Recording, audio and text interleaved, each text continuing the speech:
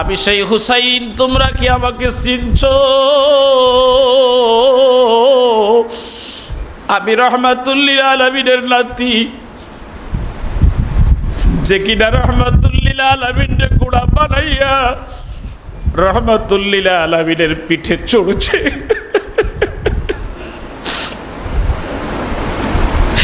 আমি সেই হুসাইন আসছি।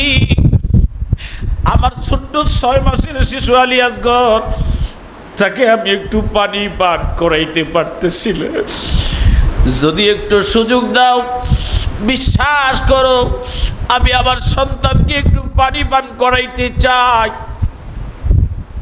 যদি তোমরা বিশ্বাস না করো, তোমাদের কেউ তাকে নিয়ে যাও। আমি হতভাগ্য বাবা, আমার সন্তানকে পানি দিতে পারি না। হযরত ইমাম হুসাইন তাকিয়ে দেখলেন, তিনাকে লক্ষ্য করে দুশমন রাসূল তীর তিনার দিকে লক্ষ্য করে মারতেছে। ইমাম হুসাইন চিন্তা করলেন, আমি যদি এখান থেকে সরে যাই, তারা ভাববে ইমাম হুসাইন মৃত্যুকে ভয় পায়। হযরত ইমাম হুসাইন দাঁড়িয়ে রইলেন। তীর সোজা এসে আলী আসগরের বুকের মধ্যে লেগে গেল। তীরের মাথার মধ্যে ইমাম আলী আসগরের কলিজা বের হয়ে আসছে। এক হাতে রক্ত মাখা তীর, আরেক হাতে ইমাম আলী আসগরের লাশ বুকে জড়াইয়া তাঁবুর ভিতরে যাইয়া ইমাম হুসাইন শাহরবানকে ডেকে বলে, শাহরবান শোনো, দুনিয়ার সাধারণ পানি আমি আমার আলী আসগরকে খাওয়াইতে পারি না। আমি আল্লাহর জান্নাতের হাউজে কাউসারের পানি আমার আলী আসগরকে খাওয়াইছি। জীবনে আর কোনোদিন আমার আলী আসগর তোমার কাছে কাঁদবে না, পানি চাইবে না।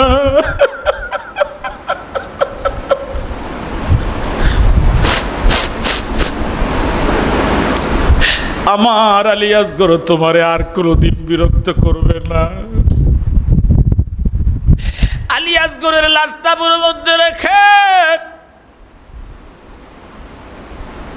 হযরত ইমাম হুসাইন চোখের পানি ফেলে কান্দে আর বলে, নানা জান, একবার তাকাও, তোমার উম্মতেরা তোমার নাতির সাথে কি আচরণ করতেছে। নানা, জীবনে তুমি যাদের গায়ের মধ্যে মাছি বসতে দাও নাই, মশা বসতে দাও নাই, জীবনে যাদের গায়ের মধ্যে তুমি একটু গরম লাগতে দাও নাই, ওই নাতির সঙ্গে তারা কি আচরণ করতেছে তুমি একটু দেখো। হযরত ইমাম হুসাইন কাঁদতেছে। কান্না দেখে আব্বা সালামদার ডাক দিয়ে বলে, হুজুর, জীবন তো দেওয়া লাগবে, জীবন তো দিয়ে দিব নবী গো। ও ইমাম হুসাইন, আপনি আমাকে হুকুম দেন, আমি আর সহ্য করতে পারি না। হয়তো আমি জীবন দিব না, হয়ে পরিবারের পানির ব্যবস্থা করব। এই জন্য নবীজি বলেন, মান আহাব্বাল হুসাইন ফাকাদ আহাব্বানি, যেই ব্যক্তি আমার হুসাইনকে ভালোবাসলো সে যেন আমি নবীকে ভালোবাসলো। ওয়া মান আহাব্বানি কানা মাইয়া ফিল জান্নাহ, আমি নবী তার জন্য আল্লাহর জান্নাতে সুপারিশ করব।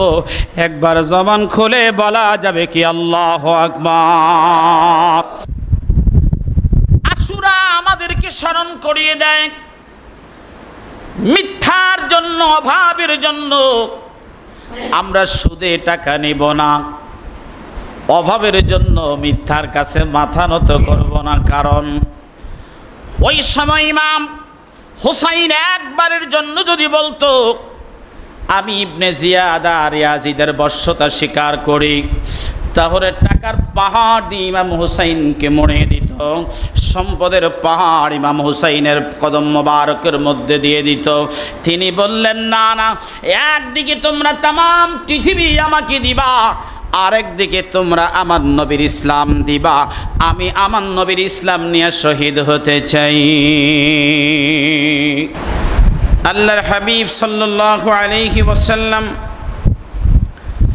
ইরশাদ করেন, উম্মতেরা শোনো, নবীজির সাহাবী হযরতে সাদ ইবনে আবি ওয়াক্কাস রাদিয়াল্লাহু তাআলা আনহু থেকে বর্ণিত, তিনি বলেন, ক্বালা লাম্মা নুজিলাত হাযিহিল আয়া নাদউ আবনাআনা ওয়া আবনাআকুম দাআ রাসূলুল্লাহি সাল্লাল্লাহু আলাইহি আলিয়ান ওয়া ফাতিমা ওয়া হাসানা ওয়া হুসাইন ফাকালা আল্লাহুম্মা হাউলাই আহলি বাইতি।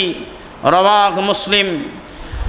সাদ বিন আবি ওয়াক্কাস রাদিয়াল্লাহু তাআলা আনহু তিনি বলেন, আল্লাহ পাকের হাবিব সাল্লাল্লাহু আলাইহি ওয়াসাল্লাম পবিত্র কালামে হাকিমের আয়াতে কারিমা তেলাওয়াত করলেন, নাদউ আবনাআনা ওয়া আবনাআকুম, অর্থাৎ আমাদের পুত্রগণ এবং তোমাদের পুত্রগণ।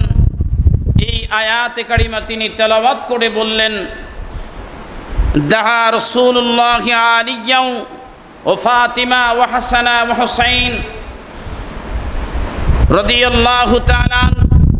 এরপরে তিনি বললেন, ক্বালা ফাকালা আল্লাহুম্মা হাউলাই আহলি বাইতি, অর্থাৎ নবী করিম সাল্লাল্লাহু আলাইহি ওয়াসাল্লামের দোয়া কবুল হবে। এরপরে যাদের দোয়া কবুল হবে তারা হলো সেই ব্যক্তি, তাদের মধ্যে প্রথম হলো আলিয়া, দ্বিতীয় নম্বর ওয়া ফাতিমা, তৃতীয় নম্বর ওয়া হাসান, চতুর্থ নম্বর ওয়া হুসাইন। এই মোট চারজন, নবীজি একজন, পাঁচজন।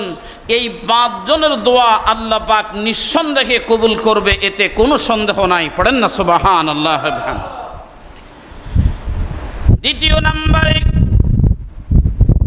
আম্মা জান আয়েশা সিদ্দিকা রাদিয়াল্লাহু তাআলা আনহা থেকে একখানা হাদিস তিনি ইরশাদ করেন, ওয়া আয়েশা ক্বালাত খরাজান নবী সাল্লাল্লাহু আলাইহি ওয়াসাল্লাম গাদাতাও আলাইহি মিরতুন মুরহালুম মিন শারিন আসওয়াদান ফাজআলা আল-হাসান ইবনে আলী ফাদখালা সুম্মা জাআ আল-হুসাইন ফাদখালা মা সুম্মা জাআত ফাতিমাতু فأدخلها ثم جاء علي فأدخل ثم قال إنما يريد الله ليذهب عنكم الرجس أهل البيت ويطهركم تطهيرا।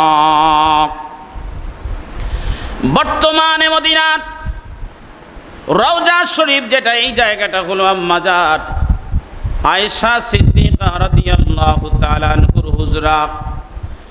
এই হুজরা বরাবর পশ্চিম দিকে গেলে সেখানে জায়গাটা হলো বাবুস সালাম, যেটা হলো শান্তির দরজা মদিনার মধ্যে। যেই দরজা দিয়ে মানুষ যখন প্রবেশ করে, যত কঠিন হৃদয়ের মানুষ হোক না কেন, ওই কঠিন হৃদয়ের মানুষের অন্তর আল্লাহ পাক নরম করে দেন। আর সেই পাথর গলে গলে চোখের পানি পড়ে পড়ে বুক ভিজে যায়। রহমতে আলা নবীকে সালাম দিতে দিতে নবীজির রওজা মোবারকের দিকে উম্মত হাজির হয়। প্রিয় ভাইরা আমার, এই দরজা দিয়ে আরেকটু সামনে যদি যান, বাউন্ডারির বাইরে 7 নম্বর গেট বরাবর, এই 7 নম্বর গেট থেকে বের হলে এখানে পাশাপাশি 2টা মসজিদ। একটা মসজিদ হলো মসজিদে আলী, আর একটা মসজিদ হলো মসজিদে আবু বকর।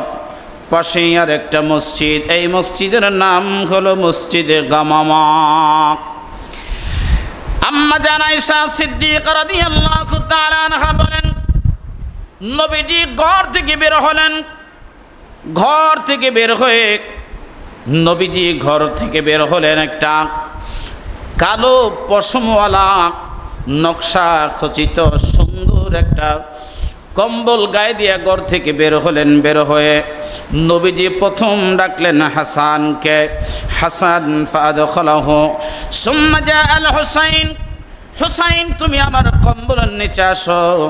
সুম্মা জাআত ফাতিমা, এরপরে ফাতেমাকে ডাকলেন। এরপরে সুম্মা জা আলিউন ফাদখালা, হযরত আলী কারামাল্লাহু ওয়াজহুকে ডাকলেন। ডাকার পরে তিনি দরজা বন্ধ করে দিলেন। দরজা বন্ধ করে দিয়ে আল্লাহর দরবারে হাজির হয়ে গেলেন। আল্লাহ পাকের শাহী দরবারে ডাক দিয়ে বললেন, আল্লাহ আল্লাহুম্মা হাউলাই আহলি, আল্লাহ এরা আমার আহল, এরা আমার আহল, এরা আমার আহল। এরপরে আল্লাহ পাক ঘোষণা করে দিলেন, ক্বালা ইন্নামা ইউরিদুল্লাহু লিইউযহিবা আনকুমুর রিজসা আহলাল বাইতি ওয়া ইউতাহহিরাকুম তাতহীরা। ও নবী পরিবারের সদস্যরা, আজ থেকে আমি আল্লাহ পাক ঘোষণা করে দিলাম, তোমাদের থেকে সমস্ত পবিত্রতা থেকে দূর করে দিলাম, আর তোমাদেরকে পূত পবিত্রতার ঘোষণা করে দিলাম। আমার প্রিয় বন্ধুরা, তাহলে বোঝা যায় আহলে বাইতকে আমরা এই জন্য ভালোবাসবো, কেননা আহলে বাইতের দোয়া কবুল হয়। আমার নবীর পরে পৃথিবীর মধ্যে যাদের দোয়া কবুল হয় এরাই হলো আহলে বাইত। আমার নবীর পরে পৃথিবীর মধ্যে সম্মানিত যারা, এরাই হলো নবীর আহলে বাইত। আর এরপরে তিনি কে ছিলেন শুনে নেন। ওয়াফি রিওয়ায়াত তিরমিজি ক্বালাত উম্মু সালামা, আল্লামা ইমাম তিরমিজি রাহিমাহুল্লাহ তিনি ডাক দিয়ে বলেন, এখানেই পাশে দাঁড়িয়ে ছিলেন আম্মা হযরত উম্মে সালামা। তিনি ডাক দিয়ে বলেন, ওয়ানা মা ইয়া রাসূলুল্লাহ, আমাদেরকে আপনি তাদের সাথে নিয়ে যান। নবীজি ডাক দিয়ে বললেন, ইয়া রাসূলুল্লাহ ক্বালা আনতি আলা বালাক, হুজুর আমি কি আপনাদের সাথে আছি? নবীজি বললেন, না না, তুমি তোমার জায়গার মধ্যে থাকো। ওয়া আনতি ইলা খায়র, তুমি উত্তম আসো, খৈরের মধ্যে আসো। নবীজি ডাক দিয়ে বলেন, ও পৃথিবীর মুসলমান, তোমরা হলে আমরা পাঁচজন মানুষ। একজন হলাম আমি রাসূল, দ্বিতীয় নম্বরে আমার কন্যা হযরতে ফাতেমা, তৃতীয় নম্বর আমার জামাতা হযরত আলী, চতুর্থ নম্বরে হযরত ইমাম হাসান রাদিয়াল্লাহু তাআলা আনহু, আর পঞ্চম নম্বরে হযরত ইমাম হুসাইন। যারা এই পাঁচজনকে তোমরা ভালোবাসবা, আমার চারজন সদস্যকে যারা ভালোবাসবা, তারা আমি রাসূলকে ভালোবাসবা। যারা আমি রাসূলকে ভালোবাসবা, নিঃসন্দেহে তোমরা আল্লাহর জান্নাতের মেহমান হয়ে যাবে। জবান খুলে বলা যাবে কি সুবহানাল্লাহ। ইয়া হাজিরিন, নবীজির সাহাবী হযরত আবু যার রাদিয়াল্লাহু তাআলা আনহু থেকে বর্ণিত, তিনি বলেন, আন্নাহু ক্বাল ওয়া আখিরু বিবাইল কাবা সামি'তুন নাবিয়্য সাল্লাল্লাহু আলাইহি ওয়াসাল্লাম ইয়াকুল আলা ইন্না মাসালা আহলি বাইতি ফীকুম মাসালু সাফিনা নূহিম মান রাকিবাহা নাজা ওয়া মান তাখাল্লাফাহা নাহা হালাক। নবীজি ডাক দিয়ে বলেন, উম্মত শোনো, তোমাদের কাছে আল্লাহর পবিত্র ঘর বাইতুল্লাহ যেমন সম্মানিত, সুবহানাল্লাহ কন্যা, বাইতুল্লাহ আমাদের কাছে কতটা সম্মানিত। আমরা পৃথিবীর পূর্ব প্রান্তে থাকি, পশ্চিম দিকে কিবলার দিকে ফিরে নামাজ পড়ি। পৃথিবীর পশ্চিম প্রান্তে থাকি, পূর্ব দিকে কিবলার দিকে ফিরে নামাজ পড়ি। পৃথিবীর দক্ষিণ দিকে থাকি, উত্তর দিকে কিবলার দিকে ফিরে নামাজ পড়ি। পৃথিবীর উত্তর মেরুতে থাকি, দক্ষিণ দিকে ফিরে আল্লাহর পবিত্র বাইতুল্লাহর দিকে আমরা নামাজ পড়ি। তোমাদের কাছে বাইতুল্লাহ যেমন সম্মানিত, ইন্না মাসালা আহলি বাইতি,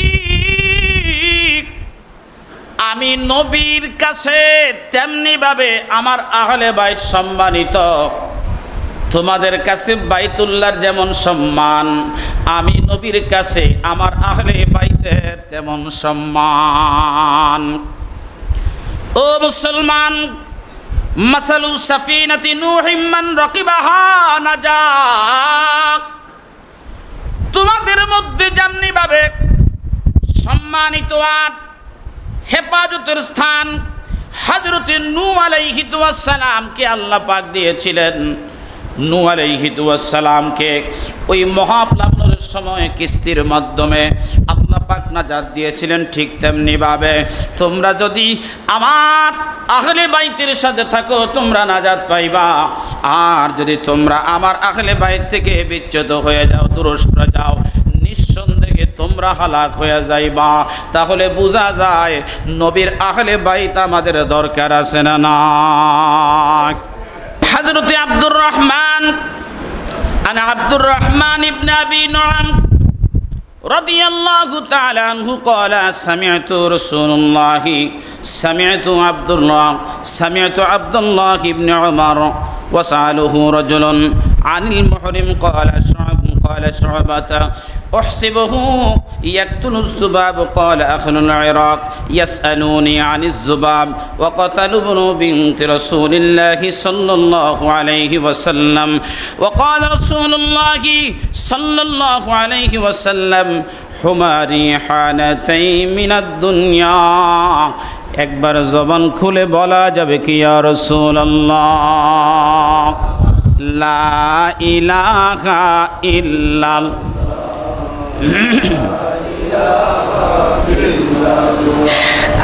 লা ইলাহা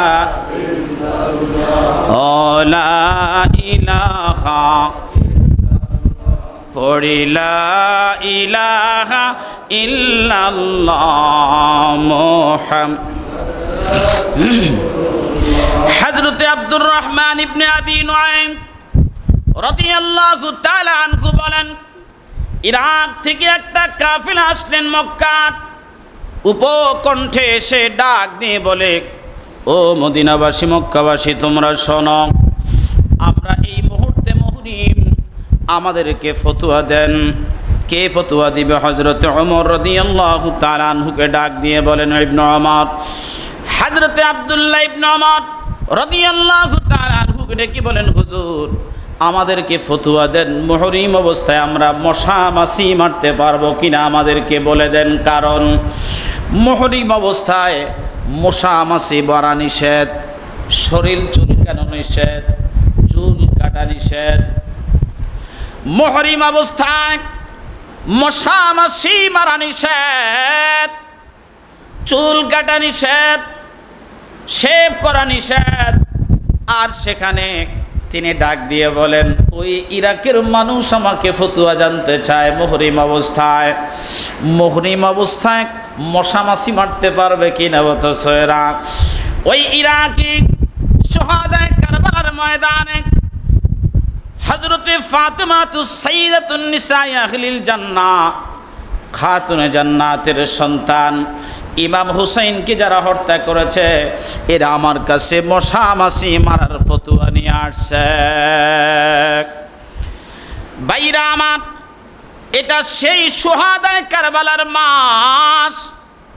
এই পৃথিবী আল্লাহ পাক সৃষ্টি করেছেন আশুরার সময়ে, আর পৃথিবী ধ্বংস করেছেন আশুরার মাধ্যমে ধ্বংস করবেন। আল্লাহ বলেন, কুল্লু মান আলাইহা ফানি ওয়া ইয়াবকা ওয়াজহু রাব্বিকা যুল জালালি ওয়াল ইকরাম।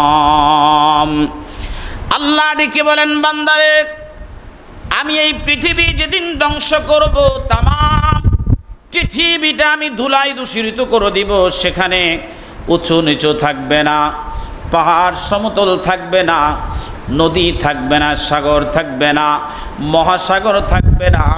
আসমানটাকে জমিনের সাথে মিশিয়ে দিব, পাহাড়গুলি সব সমান করে দিব। আর সেদিন আমি আল্লাহ বড় একা হয়ে যাব। মালাকুল মাউত আজরাইল এসে ডাক দিয়ে বলবে, আল্লাহ, এই পৃথিবীর মধ্যে আর কেউ নাই। আল্লাহ বলবেন, সত্যি কি কেউ নাই? বলে না। বলে তাহলে কে আছে? বলে, আল্লাহ, আমি আজরাইল ছাড়া আর কেউ নাই। আল্লাহ পাক ডেকে বলবেন, বান্দা হে, তাহলে তুমি একটা কাজ করো, তোমার নিজের রুহটা তুমি নিজে কবজ করে নাও। আল্লাহর নির্দেশে মালাকুল মাউত আজরাইল নিজের রুহটা কবজ করে নিবে। সেই করুণ দৃশ্য বাইরা আমার, বন্ধুরা আমার, বিকট চিৎকারে পৃথিবী বড় অশান্ত হয়ে যাবে। আল্লাহ পাক ডাক দিয়ে বলেন, আমি এই মুহূর্তে একা থাকবো। ওই একা থাকা অবস্থায় আমি কি করব? ইন্নাল্লাহা ওয়া মালাইকাতুহু ইউসাল্লুনা আলান নবী। একটা সময় ছিল আমি নিজে আমার ফেরেশতাদেরকে নিয়ে আল্লাহর হাবিবের দুরূদ পড়েছি। যেদিন কেউ থাকবে না, আমার কোনো ফেরেশতা থাকবে না, মানুষ থাকবে না, জিন থাকবে না, কোনো মাখলুকাত থাকবে না, আমি আল্লাহ একা থাকব। ওই দিন আমি আমার হাবিবের দুরূদে কারিমা তেলাওয়াত করব। প্রিয় হাজিরিন, ভুলে যাই সেই দিনের কথা। আজকে সেই জুমার দিন, জুমাবার, সেদিনও ছিল জুমাবার, বৃহস্পতিবার দিন। গত রাত্রিতে হযরতে ইমাম হুসাইন রাদিয়াল্লাহু তাআলা আনহু ডাক দিয়ে বলেন, সাথীরা তোমরা একটা কাজ করো। ও আমার সাথীরা, তোমরা একটা কাজ করো। জীবনে আর কোনো সময় তোমরা হয়তো এমন রাত্রি আর পাবে না। তোমরা কাজ করো। কি করবো হুজুর বলেন? তোমরা বেশি করে এই রাত্রিতে তোমরা নামাজ পড়ো, নামাজ পড়ো, নামাজ পড়ো, নামাজ পড়ো, নামাজ পড়ো। এই রাত্রিতে তোমরা বেশি বেশি করে জিকির করো, দুরূদ শরীফ পড়ো, সালাম আদায় করো, সালাত আদায় করো, দুরূদ শরীফ পড়ো, জিকির করো, তাসবিহ পড়ো। কারণ এই রাত্রি তোমাদের জীবনে আর কখনো আসবে না। তোমাদের জীবনের শেষ রাত্রি হলো আজ, বৃহস্পতিবার, জুমাবারের রাত্রি তোমাদের জীবনের শেষ রাত্রি। হযরত ইমাম হুসাইন এই কথা বলে তাঁবুর এক পাশে চলে গেলেন। চলে গিয়ে সেজদায় পড়ে ডাক দিয়ে বলেন, নানা যান, আপনি তাকিয়ে দেখেন, আজকে 3 দিন হয়ে গেল আমি আমার পরিবারের সদস্যদেরকে নিয়ে কারবালার ময়দানে এসেছি। নবী গো, এই ময়দানে আপনার উম্মতেরা আমার খাবার বন্ধ করে দিয়েছে, পানি বন্ধ করে দিয়েছে। নানা যান, জীবনের কোনো সিদ্ধান্ত আমি আপনার কাছ থেকে ছাড়া অন্য কারো কাছে নেই নাই। আজকের এই কঠিন সিদ্ধান্ত আপনাকেই দেওয়া লাগবে। আপনি আমাকে বলে দেন, এই কঠিন বিপদে আমি হুসাইন কি সিদ্ধান্ত নিব, আপনি আমাকে জানায় দেন। গভীর রজনীতে হযরত রাহমাতুল লিল আলামিন নবী ওই তাঁবুর মধ্যে তিনি হাজির হয়ে গেলেন। একবার বলা যাবে কি ইয়া রাসূলুল্লাহ? বলবেন সিরাজি কেমনে হাজির হন? এটা হলো ঈমান। নবী চাইলে হাজির হতে পারেন। আল্লাহ নবীকে এই তৌফিক দিয়েছেন, কারণ এই শক্তি, এই ক্ষমতা আল্লাহ নবীকে দিয়েছেন। কারণ এই জন্য নবীজি বলেন, উম্মত শোনো, ফাইন্নাশ শাইতানা লা ইয়াতামাসসালু সূরতি, শয়তান আমার সূরত ধরতে পারে না। নবীজি যেতে পারেন বিদায় সব জায়গার মধ্যে নবীর আশিকদের সাথে নবী দেখা করতে পারেন। জোরে বলেন না সুবহানাল্লাহ। আমার প্রিয় ভাইরা, হযরত ইমাম হুসাইন আলাইহিস সালাম তিনি স্বপ্নযোগে দেখলেন নবীজির চোখে পানি আর ঠোঁট মুবারক দুখানা কাঁপতেছে। আল্লাহর হাবিব সাল্লাল্লাহু আলাইহি ওয়াসাল্লাম কান্না বিজড়িত কণ্ঠে ডাক দিয়ে বলেন, হুসাইন মনে রাখবেন, আজকে বৃহস্পতিবার, আমি আল্লাহর জান্নাতের মধ্যে রোজা রেখেছি। আপনিও নিয়ত করেন, রোজা রাখেন। আগামীকাল আমরা 2 ভাই একসাথে আল্লাহর জান্নাতে ইফতার করব। জবান খুলে বলা যাবে কি আল্লাহু আকবার? একসাথে নানা নাতি আল্লাহর জান্নাতে ইফতার করবে। এতে বোঝা গেল এই ময়দানে ইমাম হুসাইন শহীদ, এই বার্তা নবীজি নিজেই দিয়ে দিয়েছেন। ঠিক কিনা? আমার ভাইরা গভীর মনোযোগ লাগান। আশুরা আমাদেরকে স্মরণ করিয়ে দেয় মিথ্যার জন্য, অভাবের জন্য আমরা সুদে টাকা নিব না, অভাবের জন্য মিথ্যার কাছে মাথা নত করব না। কারণ ওই সময় ইমাম হুসাইন একবারের জন্য যদি বলতো আমি ইবনে জিয়াদ আর ইয়াজিদের বশ্যতা স্বীকার করি, তাহলে টাকার পাহাড় দিয়ে ইমাম হুসাইনকে মরিয়ে দিত, সম্পদের পাহাড় ইমাম হুসাইনের কদম মোবারকের মধ্যে দিয়ে দিত। তিনি বললেন না না, একদিকে তোমরা তামাম পৃথিবী আমাকে দিবা, আরেকদিকে তোমরা আমার নবীর ইসলাম দিবা। আমি আমার নবীর ইসলাম নিয়ে শহীদ হতে চাই, আমি আমার নবীর ইসলাম নিয়ে শহীদ হতে চাই, দ্বীনের জন্য শাহাদাতের পেয়ালা মর্যাদা নিতে চাই, শাহাদাতের পেয়ালা পান করতে চাই। ইমাম হুসাইন মিথ্যার কাছে মাথা নত করলেন না। আল্লাহর হাবিব বললেন, হুসাইন মনে রাখবেন, সত্যের জন্য প্রয়োজনে জীবন দিবেন, কিন্তু মিথ্যার কাছে মাথা নত করবেন না। কারণ আপনার নানা জীবনে কোনোদিন মিথ্যার কাছে মাথা নত করে নাই। আমার ভাইরা, জুমার দিন অনেক লম্বা আলোচনা সংক্ষেপে করে দেই। হযরত ইমাম হাসান রাদিয়াল্লাহু তাআলা আনহুর একটা ওসিয়ত ছিল হুসাইনের একটা মেয়ে, তিনার নাম হযরত সাকিনা। আর ইমাম হাসান রাদিয়াল্লাহু তাআলা আনহুকে দেখতে দেখা যেত তিনার মতো, তিনার নাম ছিল আবুল কাসেম। আবুল কাসেমকে দেখতে হযরত হাসান রাদিয়াল্লাহু তাআলা আনহুর মতো দেখা যেত। আর নবীজি বলেন, হযরতে হাসান রাদিয়াল্লাহু তাআলা আনহুকে দেখলে আমি নবীকে দেখা হয়ে যায়। হাসান রাদিয়াল্লাহু তাআলা আনহুর চেহারা নবীর মতো, আর ইমাম কাসেমের চেহারা হযরতে হাসানের মতো। পড়েন না সুবহানাল্লাহ।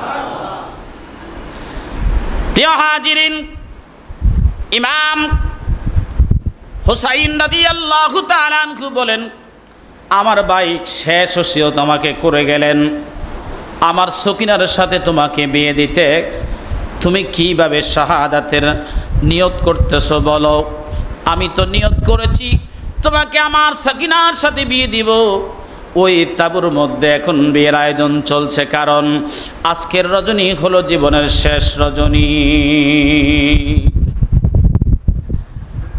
দেখেন আমাদের ছেলেরা মেয়েরা বিয়ে করে, কত সুন্দর বাসর হয়, ঘুরতে যায়, হানিমুনে যায়, লক্ষ লক্ষ টাকা ব্যয় করে।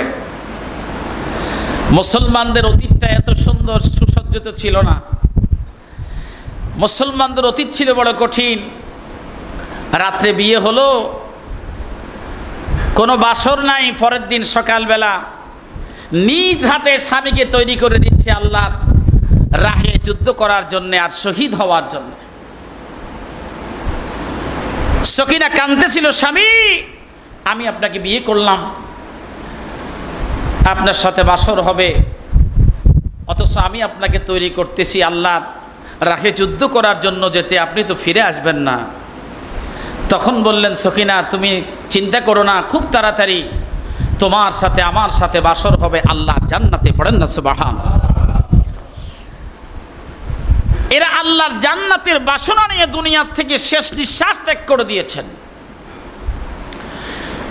প্রিয় উপস্থিতি, শুনে নেন, গভীর মনোযোগ লাগান, মহব্বতের কান লাগান। স্ত্রী শাহরবান ডাক দিয়ে বলে, স্বামী আমার 3 দিন পর্যন্ত 3 রাত্র পর্যন্ত আমাদের তাঁবুর মধ্যে কোনো পানি নাই, পানি নাই, খাবার নাই। এমত অবস্থায় আমার বুকের দুধ শুকিয়ে গেছে, বুকের দুধ শুকিয়ে গেছে। আমার ছোট্ট সন্তান আলী আসগর, তার অবস্থাও একেবারে সংকটাপন্ন। আমি তার মুখে মা হয়ে সন্তানের মুখে একটু পানি দেওয়ার জন্যে আমি কত চেষ্টা করলাম। আমার জিহ্বাটা আমি তার মুখে দিয়ে দিলাম, কিন্তু মা হয়ে তার মুখ ভিজাইতে পারি নাই। স্বামী আমার,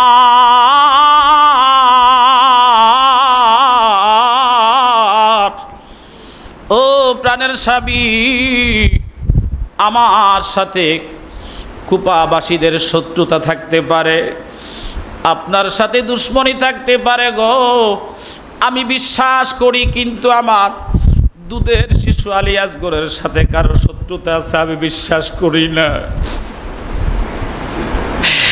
আপনি কুপাবাসীদের কাছে যান, কি বলেন, তারা যদি বিশ্বাস না করেন আমার আলী আসগরকে একটু পানি তারা নিজ হাতে খাওয়াবে। তারপরেও যান, সন্তানের এই অবস্থা আমি আর সহ্য করতে পারতেছিল। হযরত ইমাম হুসাইন তাবুর সামনে দাঁড়াইয়া ডাক দিয়ে বলে, আমি এক হতভাগা বাবা, এই তাবুর সামনে দাঁড়াইলাম কুপাবাসী রে, আমি সেই হুসাইন, তোমরা কি আমাকে চিনছো? আমি রহমাতুল্লিল আলামিনের নাতি,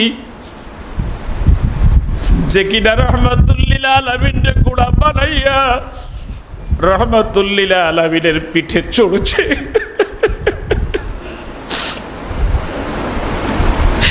আমি সেই হুসাইন আসছি, আমার ছোট্ট 6 মাসের শিশু আলী আসগর, তাকে আমি একটু পানি পান করাইতে পারতেছিল, যদি একটু সুযোগ দাও, বিশ্বাস করো আমি আমার সন্তানকে একটু পানি পান করাইতে চাই। যদি তোমরা বিশ্বাস না করো, তোমাদের কেউ তাকে নিয়ে যাও। আমি হতভাগ্য বাবা, আমার সন্তানকে পানি দিতে পারি না। হযরত ইমাম হুসাইন তাকিয়ে দেখলেন, তিনাকে লক্ষ্য করে দুশমনের রাসূল তীর তিনার দিকে লক্ষ্য করে মারতেছে। ইমাম হুসাইন চিন্তা করলেন, আমি যদি এখান থেকে সরে যাই, তারা ভাববে ইমাম হুসাইন মৃত্যুকে ভয় পায়। হযরত ইমাম হুসাইন দাঁড়িয়ে রইলেন, তীর সোজা এসে আলী আসগরের বুকের মধ্যে লেগে গেল। তীরের মাথার মধ্যে ইমাম আলী আসগরের কলিজা বের হয়ে আসছে। এক হাতে রক্ত মাখা তীর, আরেক হাতে ইমাম আলী আসগরের লাশ বুকে জড়াইয়া তাবুর ভিতরে যাইয়া ইয়া হুসাইন শাহরবানকে ডেকে বলে, শাহরবান শোনো, দুনিয়ার সাধারণ পানি আমি আমার আলী আসগরকে খাওয়াইতে পারি না, আমি আল্লাহর জান্নাতের হাউজে কাউসারের পানি আমার আলী আসগরকে খাওয়াইছি। জীবনে আর কোনদিন আমার আলী আসগর তোমার কাছে কাঁদবে না, পানি চাইবে না।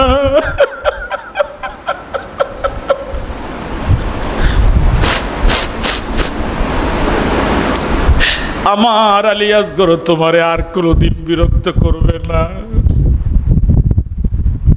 আলী আসগরের লাশ তাঁবুর মধ্যে রেখে হযরত ইমাম হুসাইন চোখের পানি ফেলে কান্দে আর বলে, নানা জান, একবার তাকাও, তোমার উম্মতেরা তোমার নাতির সাথে কি আচরণ করতেছে। নানা, জীবনে তুমি যাদের গায়ের মধ্যে মাছি বসতে দাও নাই, মশা বসতে দাও নাই, জীবনে যাদের গায়ের মধ্যে তুমি একটু গরম লাগতে দাও নাই, ওই নাতির সঙ্গে তারা কি আচরণ করতেছে তুমি একটু দেখো। হযরত ইমাম হুসাইন কাঁদতেছে, কান্না দেখে আব্বা সালামদার ডাক দিয়ে বলে, হুজুর জীবন তো দেওয়া লাগবে, জীবন তো দিয়ে দিব নবী গো। ও ইমাম হুসাইন, আপনি আমাকে হুকুম দেন, আমি আর সহ্য করতে পারি না, হয়তো আমি জীবন দিব না, হয়ে পরিবারের পানির ব্যবস্থা করব। এই জন্য নবীজি বলেন, মান আহাব্বাল হুসাইন ফাকাদ আহাব্বানি, যেই ব্যক্তি আমার হুসাইনকে ভালোবাসলো সে যেন আমি নবীকে ভালোবাসলো। ওয়ামান আহাব্বানি কানা মাইয়া ফিল জান্নাহ, আমি নবী তার জন্য আল্লাহর জান্নাতে সুপারিশ করব। একবার জবান খুলে বলা যাবে কি আল্লাহু আকবার।